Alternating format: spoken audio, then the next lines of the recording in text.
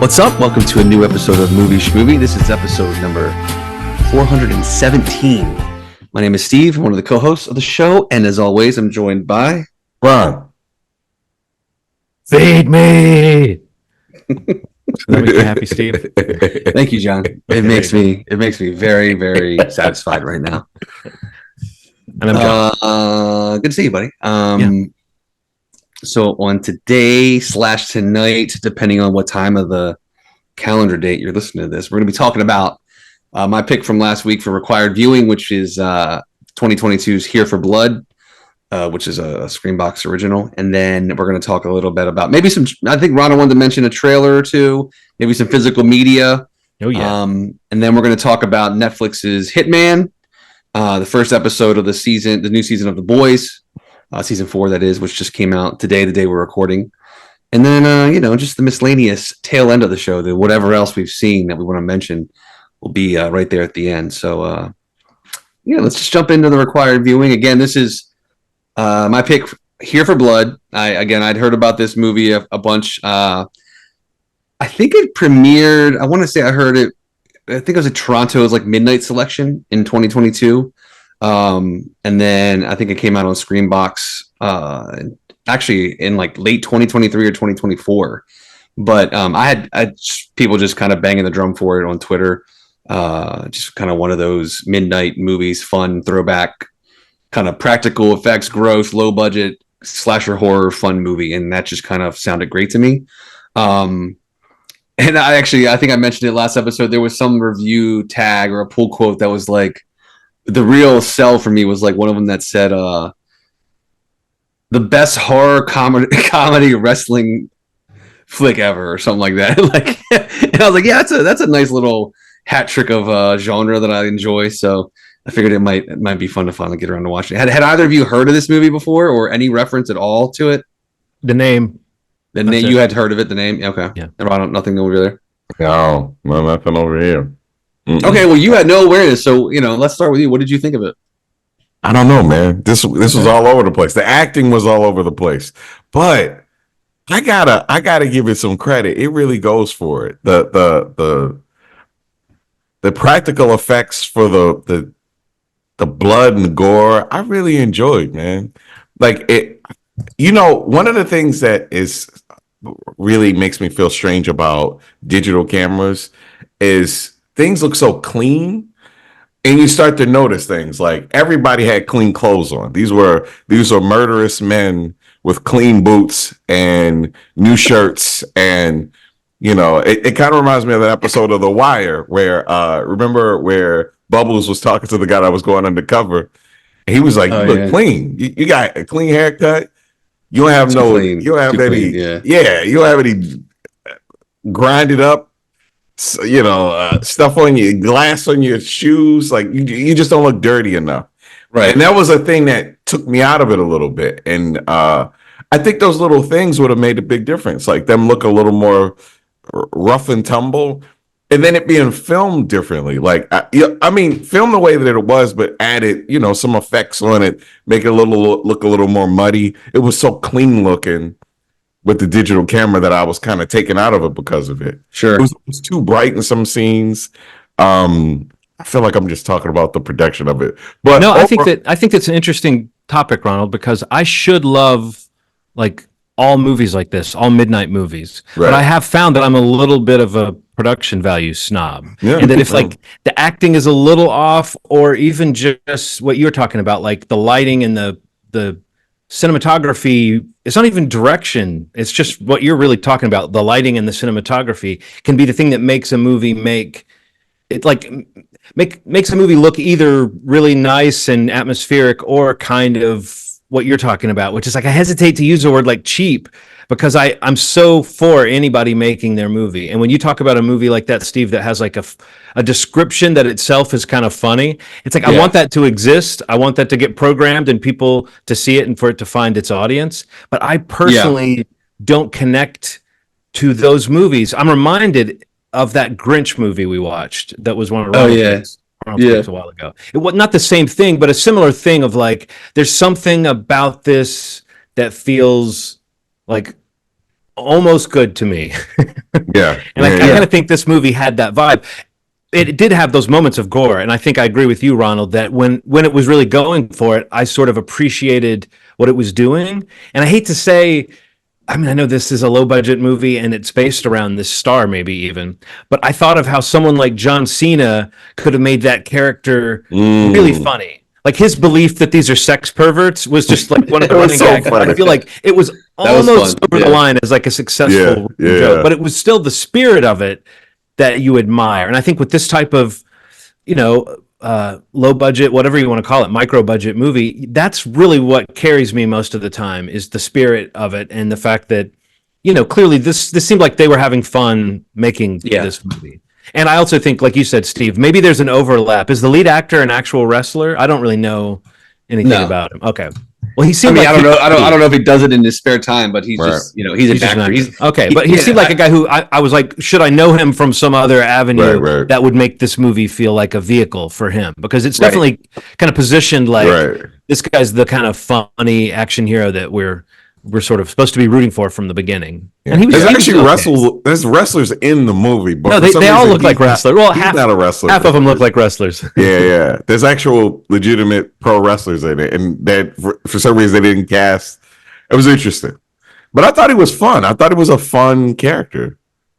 Yeah, I think the thing for me, like, I definitely can relate to that immediate feeling of like the low budget kind of production, however you want to like check it, like production value or just like the level of acting or whatever the the scenario may be. But there is always kind of like I do agree that I always feel like that initial like, like when the movie starts, I kind of like have that like reaction to it. And I do feel the same, that I don't want to say that like I'm a snob for a certain level of production value, because I can appreciate that somebody's just making something. Right. And, especially because a lot of movies that I grew up loving, even for their time, like they had no money to make a movie and they still made it.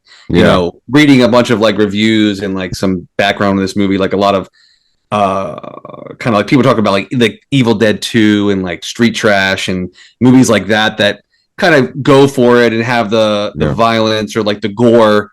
And it kind of gets silly to a point in certain situations. But I think in the end, like, even with that feeling of like, I wish, maybe this had a bit higher production value or better budget, I still can see why so many people are kind of a fan of this movie. Because I kind of feel like I am too. Mm-hmm. I kind of feel like, the characters are fun enough, are serious enough at moments.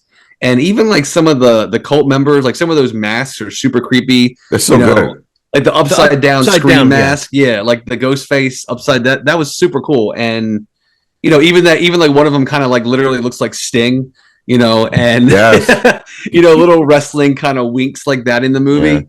Yeah. I thought were a lot of fun. And I think like the little kid was just enough, not anything special, but not super annoying. And enough of a cute kid, I guess you would say, in a movie like this where he'd want to be, he's like protecting her. And, I think that kind of piece of his character kind of plays out nicely throughout the movie. But in the end, I think this is simply like when I read that, like it played at Toronto's like midnight, that's perfect. Mm-hmm. I feel like that's a great piece for it or place for it. And obviously that's where it found an audience and found, distribution and, and I'm glad that happens. And I'm glad that exists, because I think it's clear that they had a lot of fun making the movie. Yes. And like watching some interviews with him when they were promoting it at the festival, you could tell they had a blast and just kind of like knew that they were kind of going for it. I would say like at an hour 40 or whatever it is, there's definitely parts that felt like it kind of drags a bit. Mm-hmm. And even to get going in the beginning was a little slow, but I guess with, as far as it goes, when it does go, it's like, maybe that would be overwhelming if it kind of got to that point any sooner. Maybe, I don't know. But yeah, in the end, this is like just like a easy. This is like a easy comfort, horror. I don't know how you even classify it. B level, C level. I don't know where you place it, but I think you used the word camp when you picked it last week. That's I was trying to like kind of jump from Ronald's comment about some of the Halloween films. But yeah, that's absolutely what it is. I mean, like it settles very nicely into that. Within its means, like obviously it's just like not a big budget film, and It doesn't need to be, I don't think, because it's not going for that. It's going for the genre, the camp factor, the gross out, the constant blood spurt when somebody gets decapitated, where it just doesn't stop. And that's fun. Like sometimes it's fun just to watch a movie like that. It's like kind of like a palate cleanser of sorts. And it's just purely, obviously, just to try to entertain you. Like there's nothing else going on there. So yeah, I thought it was fun. And again, that's a Screenbox original. And I think it's on. I think it's on Vudu as well. I was reading. I don't know if it still is or maybe will be, but I saw something about it being on Vudu, as well. But yeah, who's next? John? Oh, yes. I am next. That is I. I am next. Is I. We were talking a little bit about maybe picking movies that could have piggybacked off of the Watch 'Em All that we're in the middle of. And I think you even said your choice, Steve, was sort of related to that idea. And Ronald's yours could be too. It's a horror thing. We're in the horror world. So I was thinking, wouldn't it be fun to do something based on the third movie in the trilogy, Season of the Witch? And I thought about the fact that Nicolas Cage had a 2011 movie called Season of the Witch. And then I thought, wait a minute, I don't know if that movie's supposed to be good at all. I don't really know if I want to make us watch it.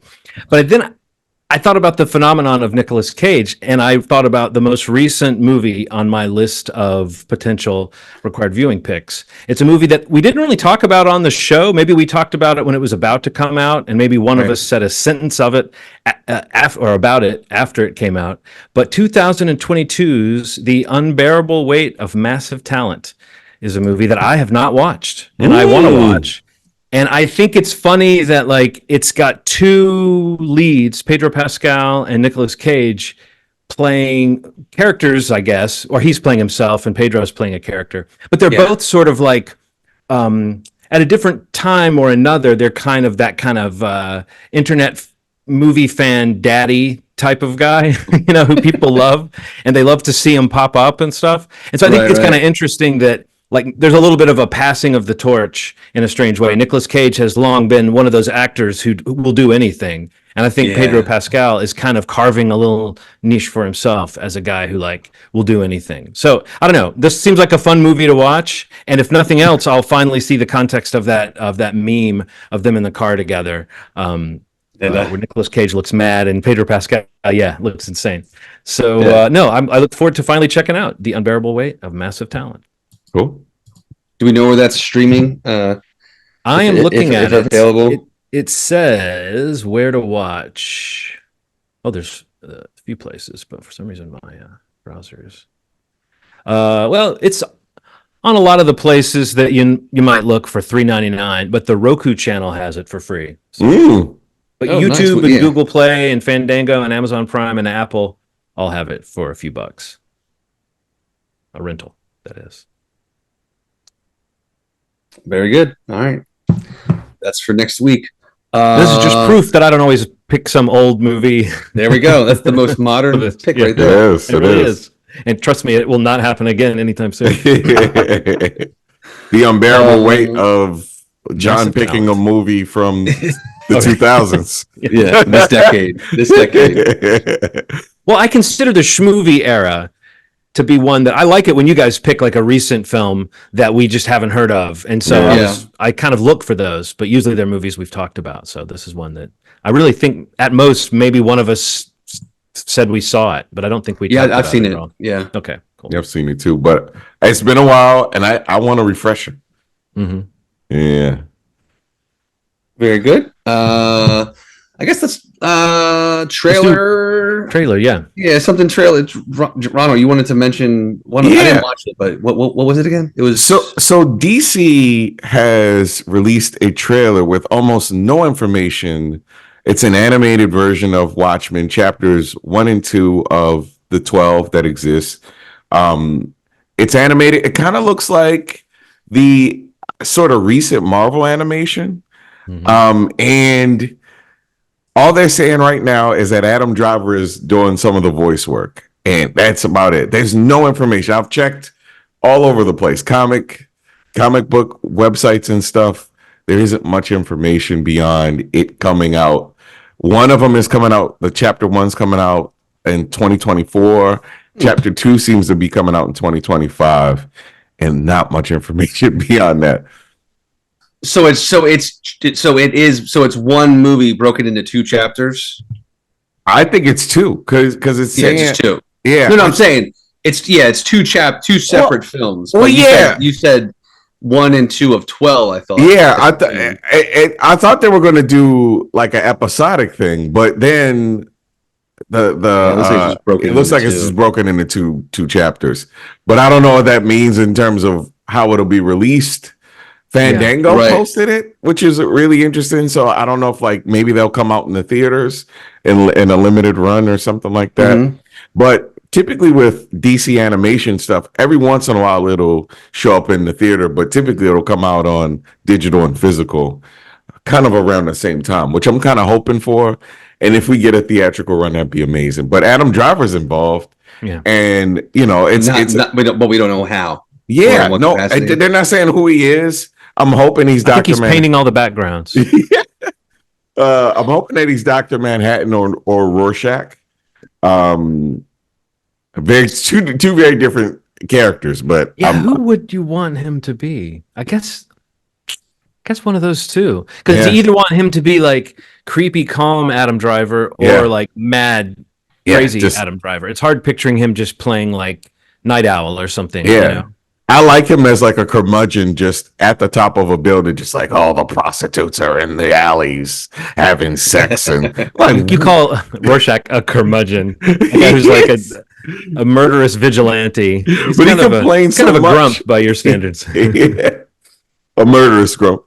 A murderous grump. Yeah, but it looks really interesting. Hopefully more information comes out about it. But yeah, the press release is so vague. It's weird. It's just like Adam Driver is a voice. It's like, well, that DC animation is frequently like, I mean, they do those one-off kind of Batman movies that are like specific adaptations of a specific book, and they're often really faithful, like down to the style of the art. So it would be kind of cool to see Watchmen done. It looks really cool. And for reference, the only animated version of Watchmen that we've ever had is a motion comic that kind of came out around the time of Zack Snyder's. It was completely like somebody took panels from the comic and animated them the best way they could, and only one person played the voice for every character. So it'll be nice to have an ensemble playing voices. This is like a really good thing, and you know, I've always wished for comic book adaptations to be in an animated context, because you could, you know, there's no limitation. Nothing looks bad because it's all within that world.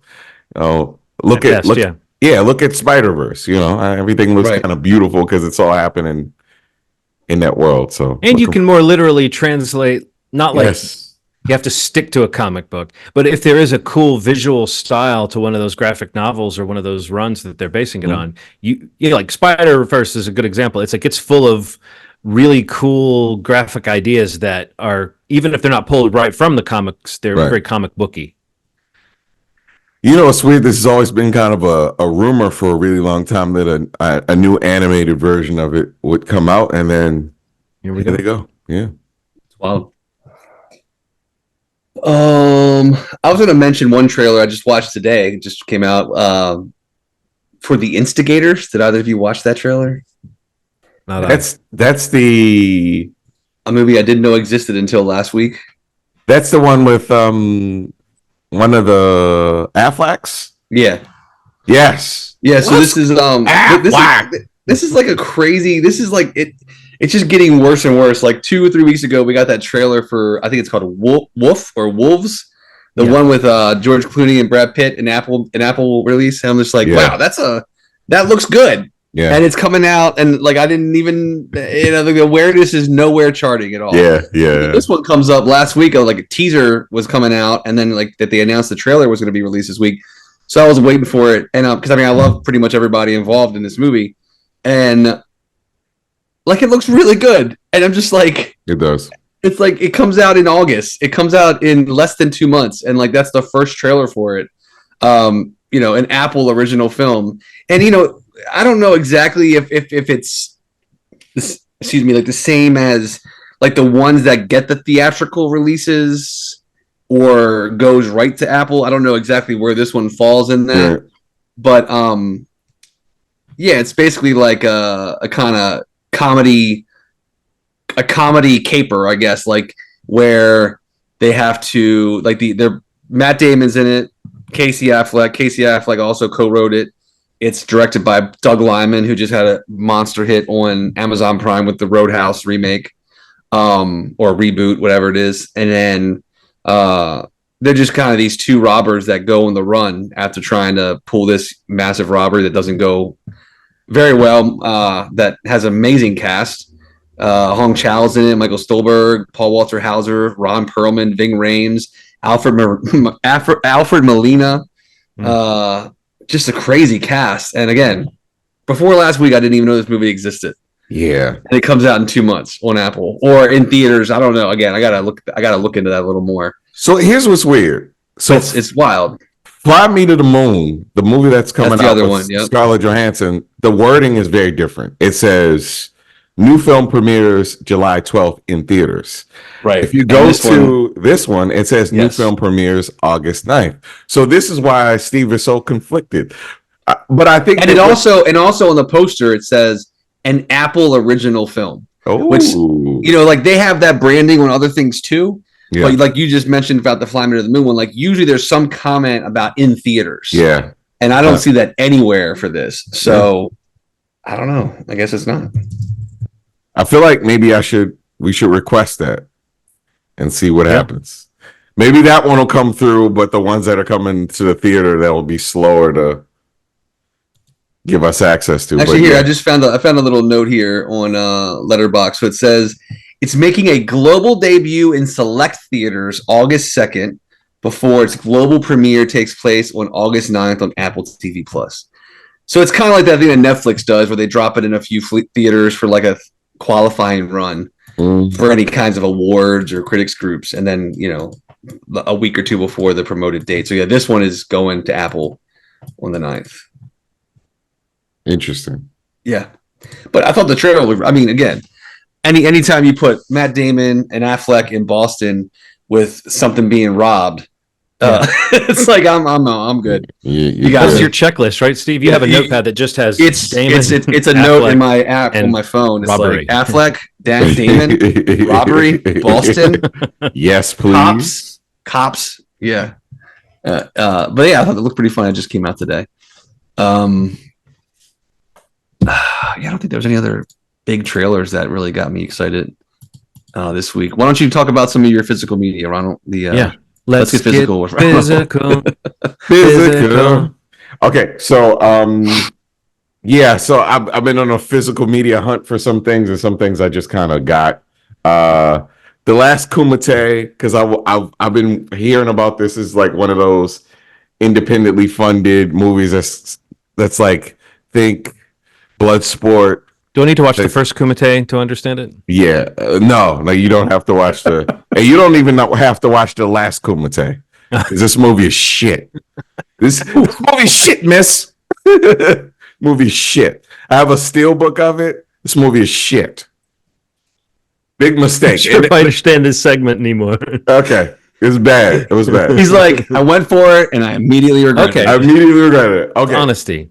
Oh, Ronesty. Ronesty. Oh, I like that. Oh, snap. That sounds like a good podcast idea. Ronesty. The segment Ronesty. So I'm just being honest.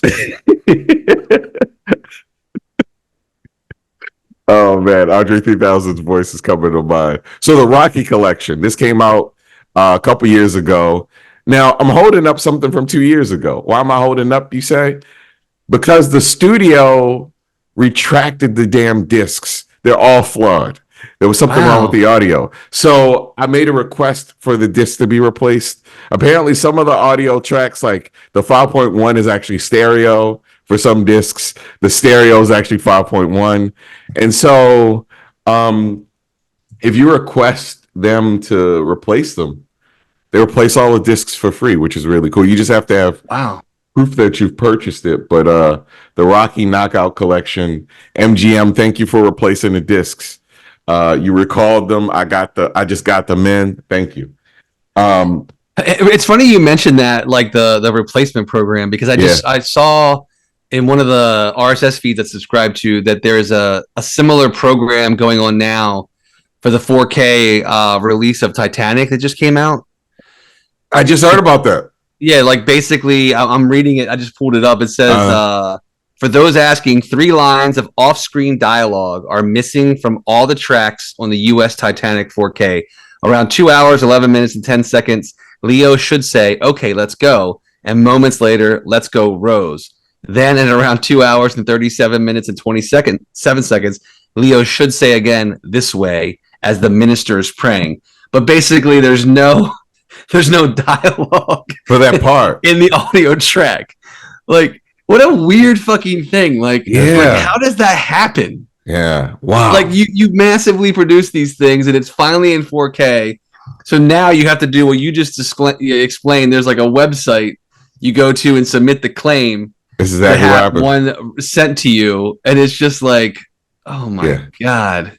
I mean, what a mess. So here's why that's happened, and I've kind of been learning about this with like they outsource the stuff for people to do. Like smaller companies do it, smaller companies remaster it. But the issue is that everybody's across the country, across the world. You're doing remote sessions and things like that. The quality control is there for the most part, but things get missed. Man.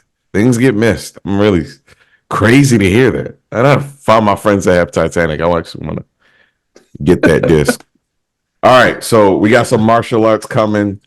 Ricky-O, the story of Ricky. I don't know if you've ever seen this movie. It is one of the most fun movies. If you like horror elements to your film, this guy, he squeezes people's heads, he rips arms off and beats them with it. This is such a fun movie about this character, Ricky-O. It is, I think it's, you can find it on like Tubi and stuff like that, but I have a physical copy.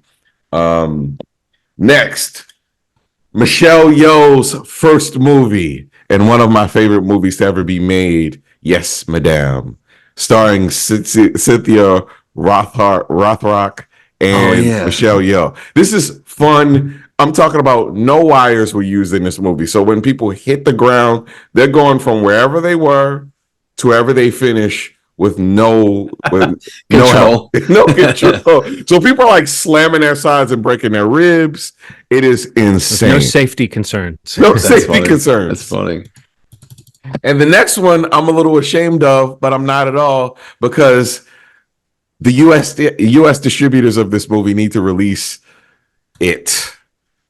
Godzilla -1, a Japanese bootleg. So this is the one that came out in Japan, except it has English subtitles. It is 4K, Atmos 7.1, and sounds insane, but it is bootleg until the US releases a version of this.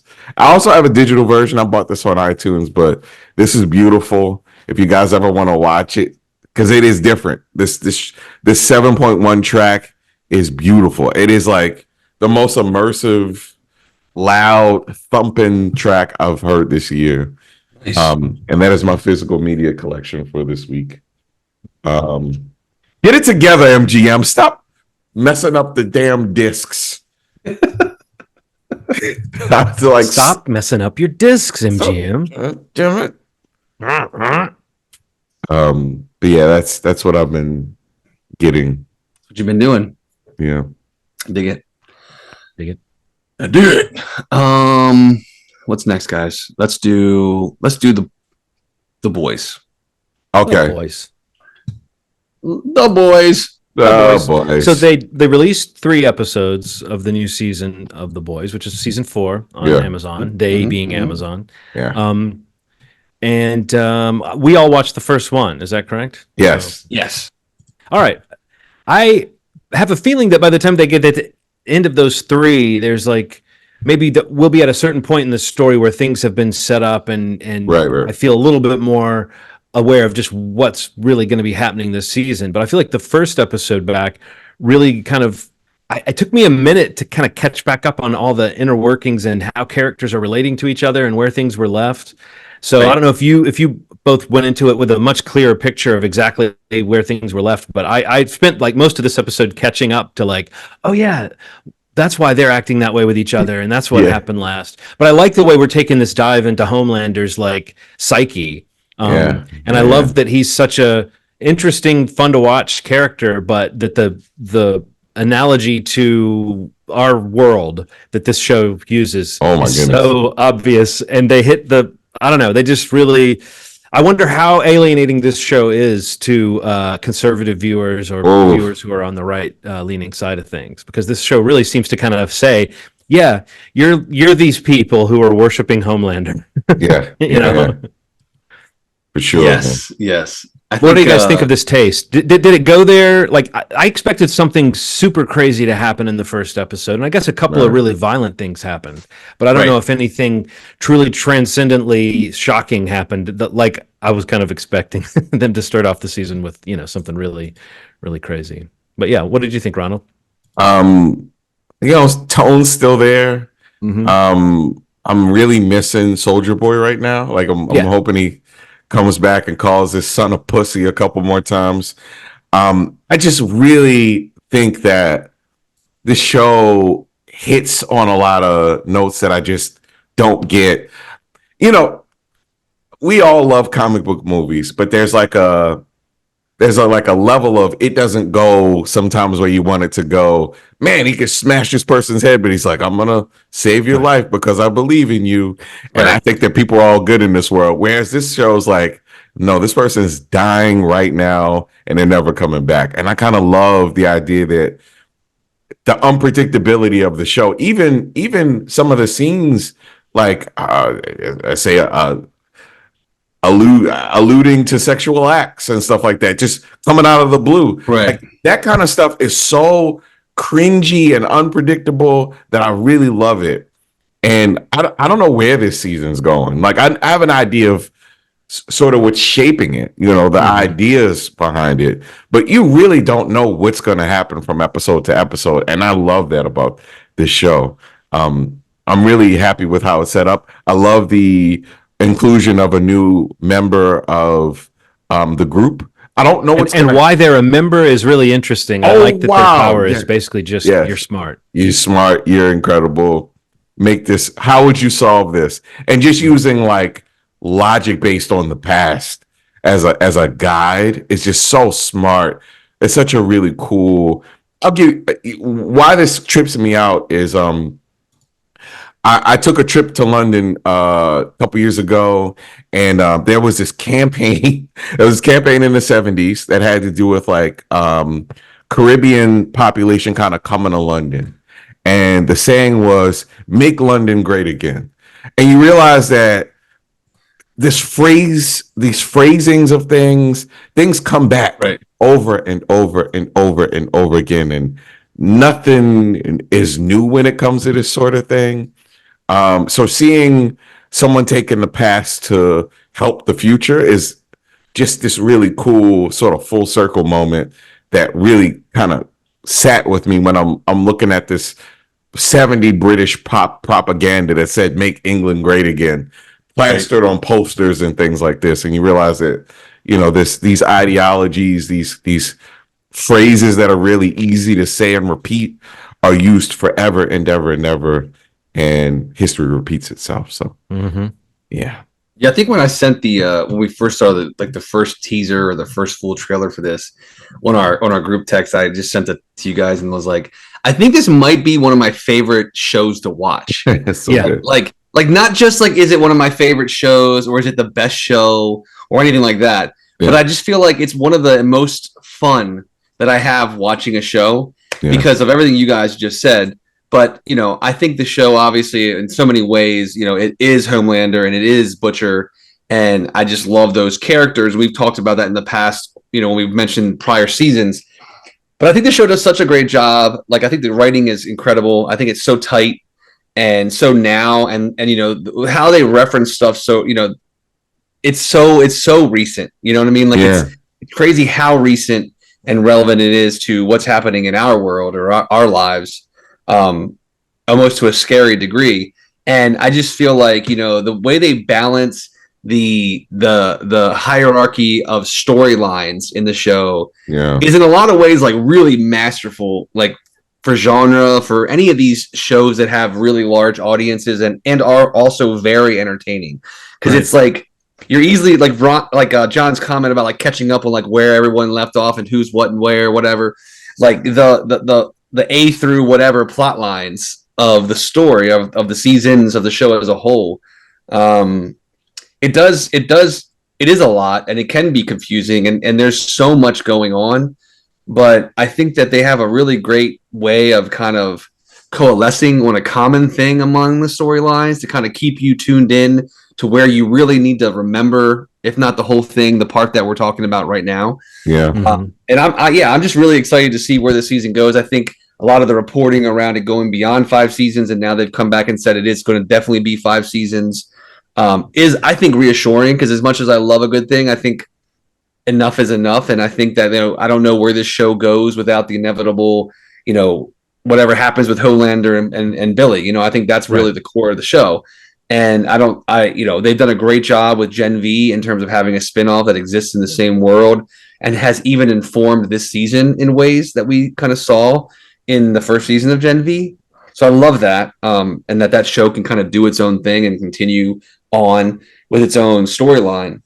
But yeah, I don't know. I just have so much fun watching the show. It's like, it's really hard to explain. Like, it's so entertaining, and I love like the entire cast. I think is just like so perfect. Yeah. Like all of the soups, all of the agents, the boys. Like, I just think Ashley, like everybody in the show is just so good. Yeah. And it really does give me that feeling when I watch it of like I just got to finish the first episode today, and it was like that feeling of like, man, I wish I had more time to watch the next one. Same. Yeah. Not that I can't. It's available. The first 3 are there, but I just like didn't have time before we recorded, and I probably will watch one when we get done recording. It's just like I want to consume this because I love the story. And it's so cool. Like, I was going to send this to you. I saw it just before we recorded. I guess some people thought it was kind of a joke, but did you see that he's on the cover of Time magazine, like the real Time magazine? No. Homelander is on the cover of this week's Time magazine as superhero of the year or something like that. That's great. Oh my God. The marketing is just fucking genius, and it's like a legitimate cover. And I don't buy magazines, but I kind of think I want to go out and buy this magazine just to hang on to it, because that is genius. And the fact that show, that's like a tell of a show on streaming kind of crossing into, the zeitgeist in terms of how popular it is when it's on the cover of Time magazine. So kudos to Eric Kripke and the boys in general. And that first episode was awesome, and I can't wait to watch more of it. So yeah, it's an ensemble show, and I think really that's something that you guys were both kind of alluding to that I like about it. That it is the Butcher versus Homelander story in some ways, but I mean, and also Huey's been a main character, and Starlight has. Obviously, there's been like passing the baton in that sense of which storyline, like you said, how are they prioritizing? But that general idea that the battle between Butcher and Homelander is the arc of the show, and that when that concludes, however that concludes, that really is the story of this thing. Right. I like that because we've seen Gen V as this really promising offshoot, and it kind of hints at like other avenues they could take to sort of expand this world without necessarily saying the boys, the concept behind that, the arc of these characters that are battling the soups together.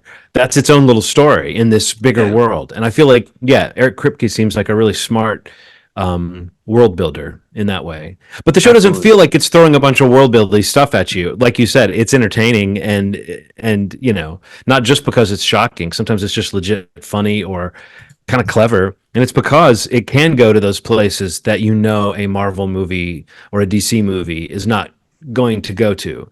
That's such a great place to stay in because we've seen all these superhero movies, and we've all had that thought of like, well, why is he not just shooting laser beams out of his eyes into that guy? I think one of the things about the boys that you have to almost keep track of, though, is why aren't certain characters killing other characters? Like, why isn't Homelander just killing people when they annoy him? And why isn't what's her name, Victoria Newman? Why isn't she just blowing up every head? Heads, yeah. But there's a reason why maybe she can't blow up a Soup's head, or maybe she doesn't want to kill Huey. I mean, there's different reasons why she doesn't do it. But I think that's an interesting thing to kind of keep track of, is like the mutually assured destruction that she even talks about in the episode. Like, that is the sort of excuse the show uses to not have these overpowered characters just wipe the board of everyone they can. So yeah, it's interesting to kind of picture like who's going to team up with who and who's going to end up almost surely having something horrible happen to their head or face. That seems to be a thing. Guaranteed. Yeah, I guarantee. Yeah. So what else have or you Todd, got? by the way. Yeah. Yeah, for real. I mean, you don't know what's going to happen from episode to episode, and this couldn't have been more unpredictable than that. I mean, I get what you're saying. Like, there wasn't anything that was like super shocking story. You think of how the third season began, Ronald. Yeah. Think of that opening scene in that season and then compare it to this. Nothing like that. But I kind of like that maybe they don't feel like they have to top themselves every episode, you know. Yeah, so. Yeah, for sure. What a wild show. Have you guys watched anything? Well, I think we all, we mentioned it at the top. I think we all mentioned that we watched Hitman. Yeah. We can talk about that briefly. That's the new Netflix Richard Linklater film starring Glenn Powell. I feel horrible now that I don't know the female lead's name. If anybody knows it, please jump in and save me. I almost called her Anna de Armas, and that is not who she is at all. That is not. It's Adria Arjona. Arjona.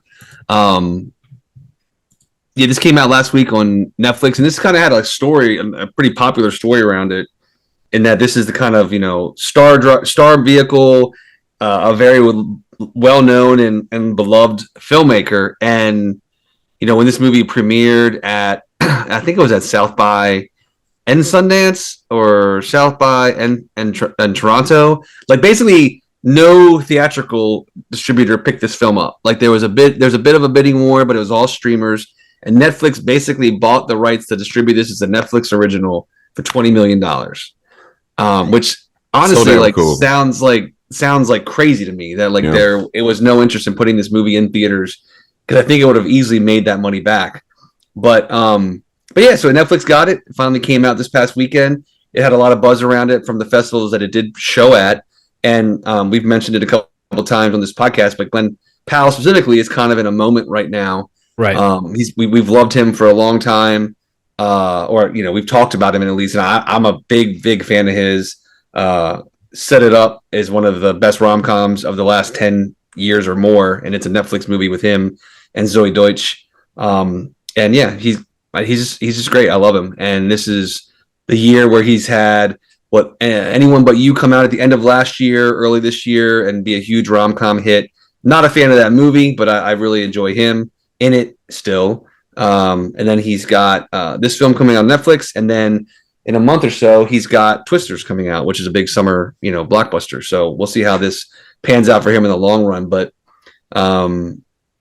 Ronald, you brought it up on the thread. I was going to save it before I didn't mention it on our text message because I was going to mention it on the podcast, but you brought it up on our text thread. So what did you think? You can jump in and start this. What did you think of Hitman? Too much hype. Hype. I think people just should have been like, yeah, solid movie, but it's like a 93 on Rotten Tomatoes, which irritates the living fuck out of me because it sets the standard way too high. You see this, it's like the contender for movie of the year. You're like, come on, man, let me just enjoy this movie. And what you wind up getting is something that feels like kind of like a throwback to like 90s action romantic comedy sort of fusions. That's fun, and our actors kind of doing this thing. Like Glenn Powell is really doing this thing in this movie. He is many different people, many different accents, and clearly having the time of his life. And so is what's the actress's name again? Adria Arjona. having a lot of Arjana, fun. Yeah, Arjana. Having a lot of fun on the screen. And I really enjoyed it. These guys, they call them a smoke show. They're a smoke show. Beautiful, beautiful two people on screen, like Yes. emitting sex off the screen and having these intense interactions where you kind of get how this guy could become, this nerdy guy and become this person for somebody. And it's something kind of cool, like the idea that you meet people and you kind of become a person for them.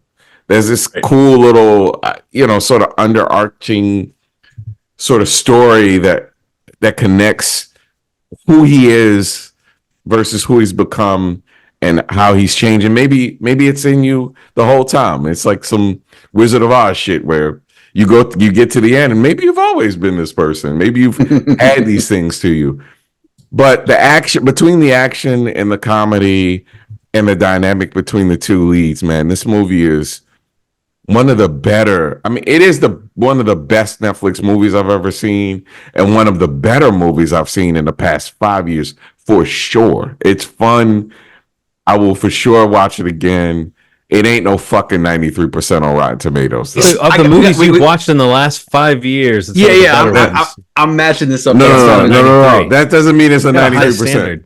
The math ain't mathing for me, bro. No, not a 93%. But I don't disagree with you, Ronald, about like the sort of modest charms of this movie.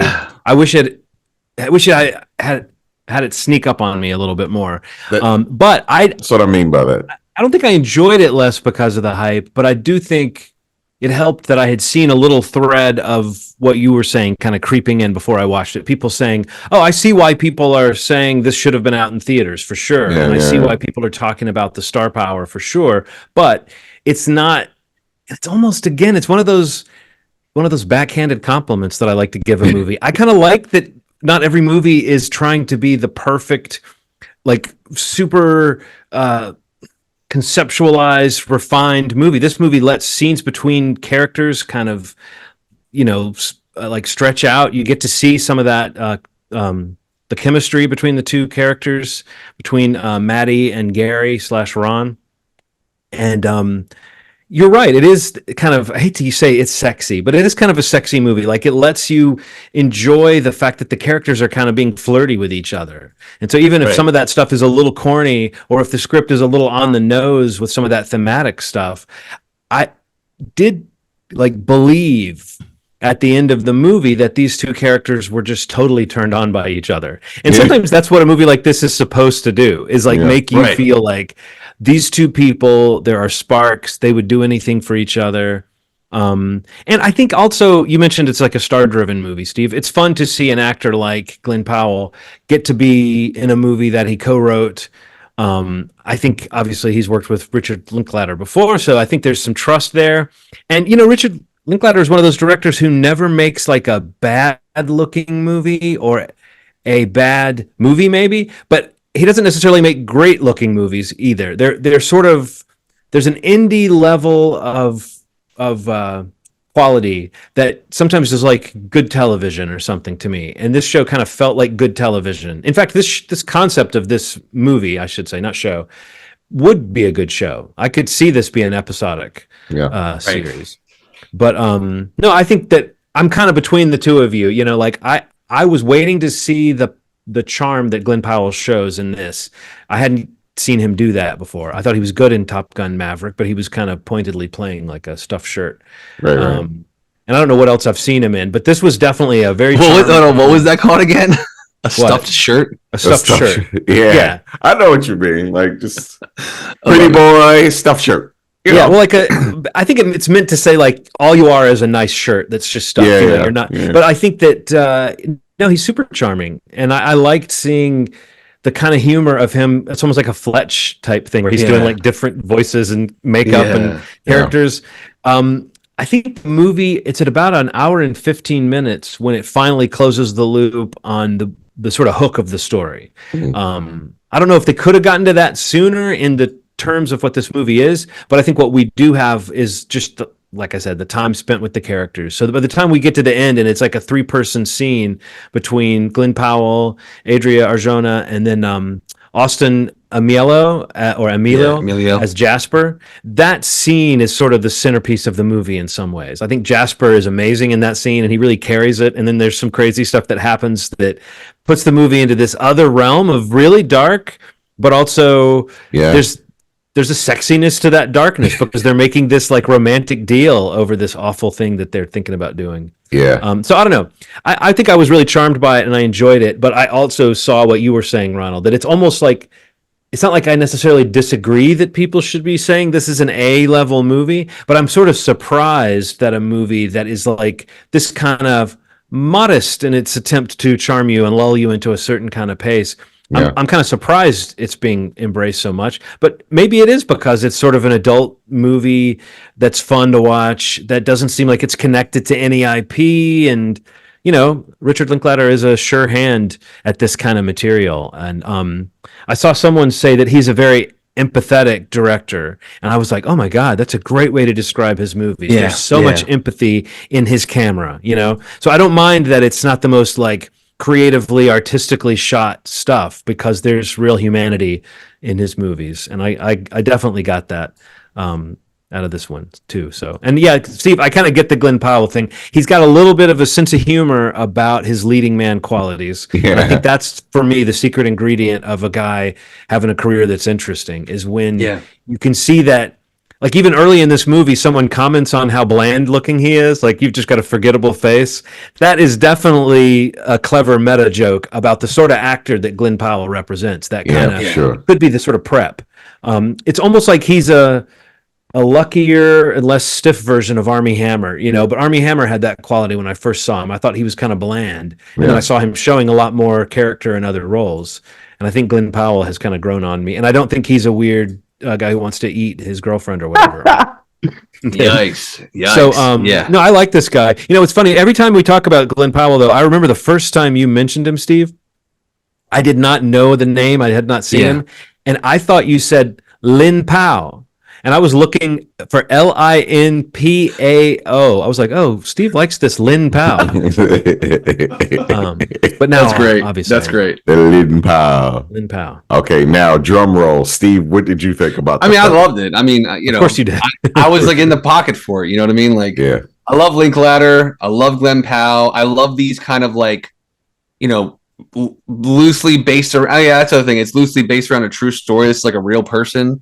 You know, like the ending of the movie, you know, the last 15, 20 minutes isn't what happened in that in real life. Did you see that little note that said, by the way, we made this part up? And, you know, but all that stuff is so interesting. And, you know, I thought the movie's, it's quick. It's super entertaining. Their chemistry is off the charts. Yes. Wow. I thought she was amazing in it. Yeah, I don't know. I just found it super entertaining.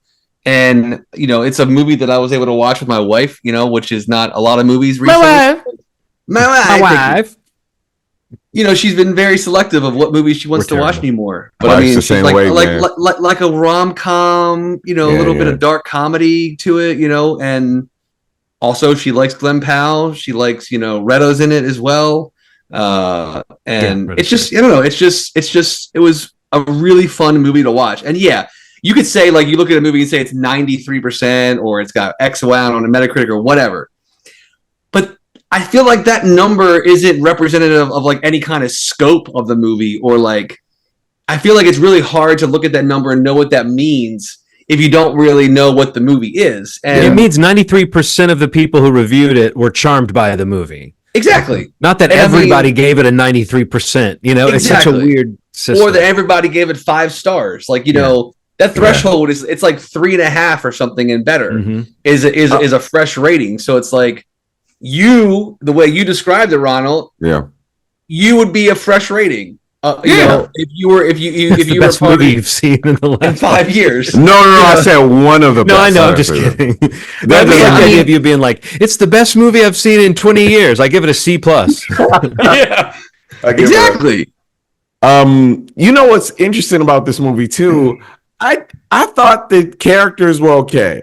I thought he was his most charming when he was nerdy and when he was teaching, man. Something about his connection he had to those kids and how he was like, he was such a believable teacher. I typically will watch people on TV and like, this is not a teacher.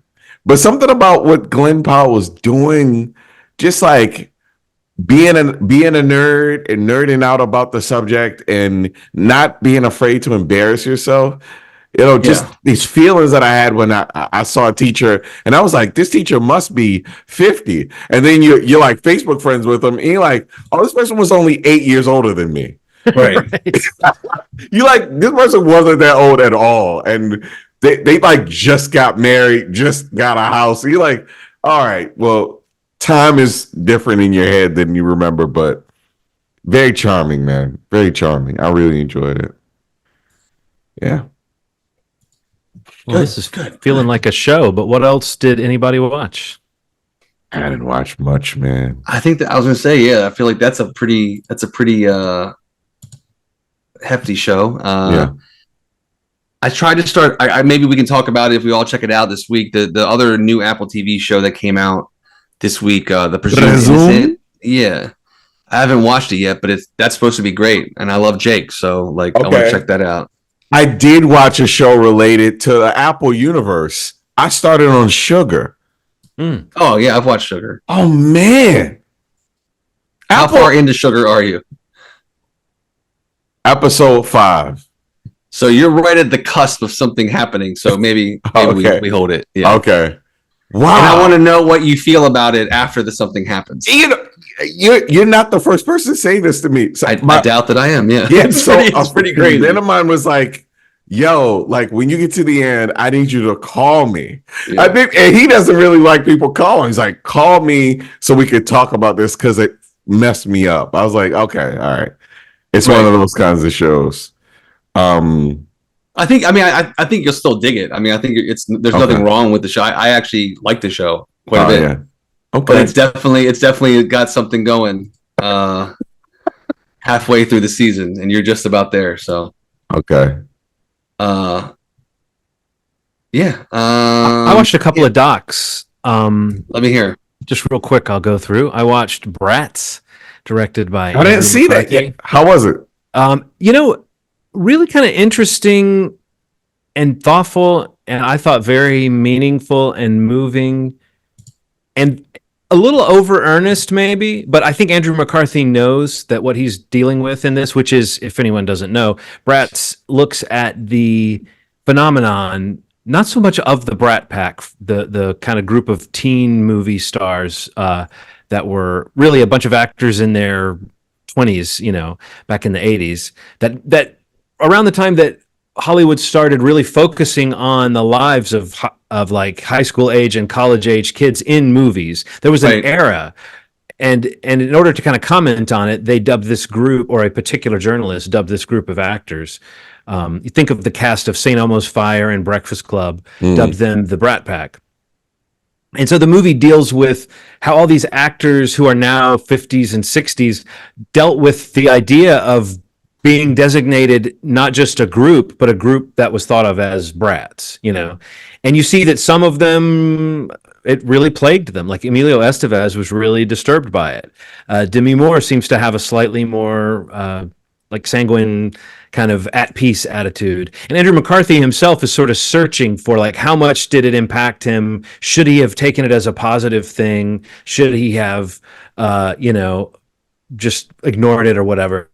But it makes you think about, at that point, being called not so serious as an actor. It may have been something that hurt their careers. I don't know. It's interesting, but what's really interesting is the thoughtfulness and the sort of philosophical angle you get into of just these people talking about this moment in your life and how well you dealt with it. And I don't know. I found it really touching. It is very sincere, and that can sometimes put me off if a movie is so sincere and so almost like just every little conversation, every little interaction is so earnest. But in the end, I think it really worked, because there was a couple of moments that it felt like therapy for the actors. Like there's a moment between Rob Lowe and Andrew McCarthy when they're talking, and it's like you're just sitting there going, look at these handsome men who existed as like handsome young actors together, and now they're kind of reconnecting at a point and saying like, what did that mean? How did we survive? And you see Rob Lowe as this guy who's so like upbeat and almost comically positive about everything. And Andrew McCarthy is this sort of almost nebbishy, sort of like worrywart kind of guy. And I don't know, it was appealing in that way. And it reminded me of podcasts. The sorts of conversations that you get in this movie are like podcast conversations. They're in-depth, slightly long segments with different people. So yeah, I think if you're interested in that subject matter, you'll find this to be a really heartwarming doc. But even if you're not, and you just kind of want to, if you're interested in fame and the ways that people react to it, I think it's a really cool thing. And it started off kind of annoying me how much it's over the shoulder of Andrew McCarthy. That's always a danger when you have like the director on camera and they're talking about themselves in this really, just unvarnished way. But as it got to the end, I think his personality was a good vector into this idea, because he does seem like a guy who's a little hard to read. And if you were Team Blaine or Team Ducky, this is sort of like a good window into the Blaine attitude. I was always Team Ducky, so this is a good window into the Blaine attitude. And the other doc I saw was one that was another heartwarming doc called Julia Scotti, Funny That Way. Directed by, I think it's Susan Sandler. I want to make sure I've got Susan Sandler.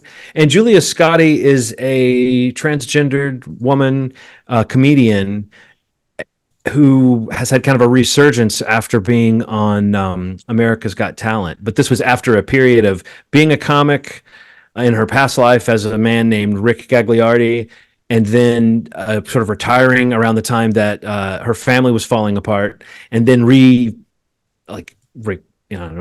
their zeal for comedy or something a little bit later. Oh, wow. And so it's focused on them now. Right. And she's a very funny, very engaging, very lovable character.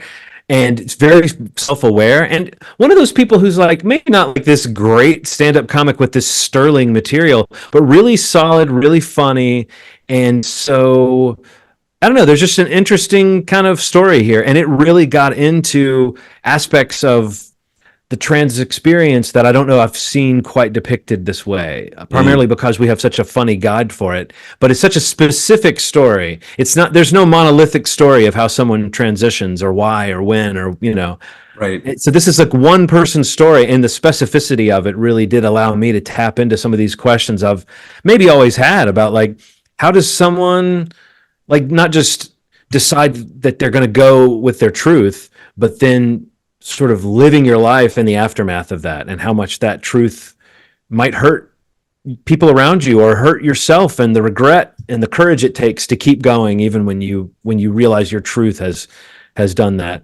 And there's a point in there where she says normal is a stupid word, and I don't know, I loved that statement. It is that's so true, man. But anyway, Julia Scotti, Funny That Way. It's out there.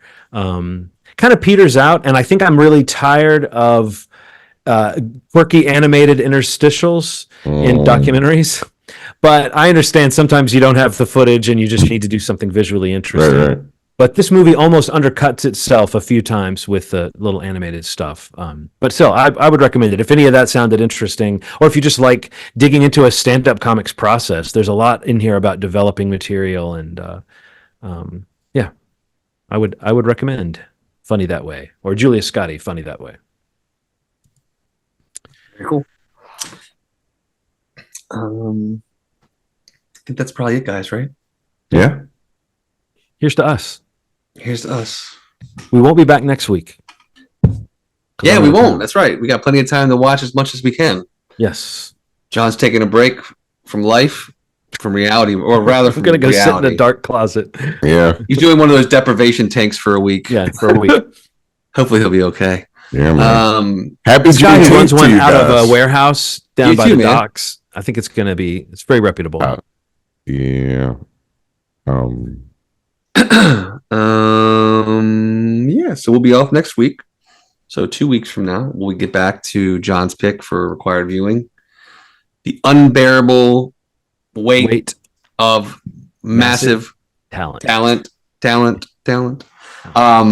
And again, that's for free on Roku with ads, John said. So that's exciting. Cheap, get it there. Make a 2-hour movie 4 hours long with ads on Roku. You'll be shopping on Amazon on the side, I'm sure.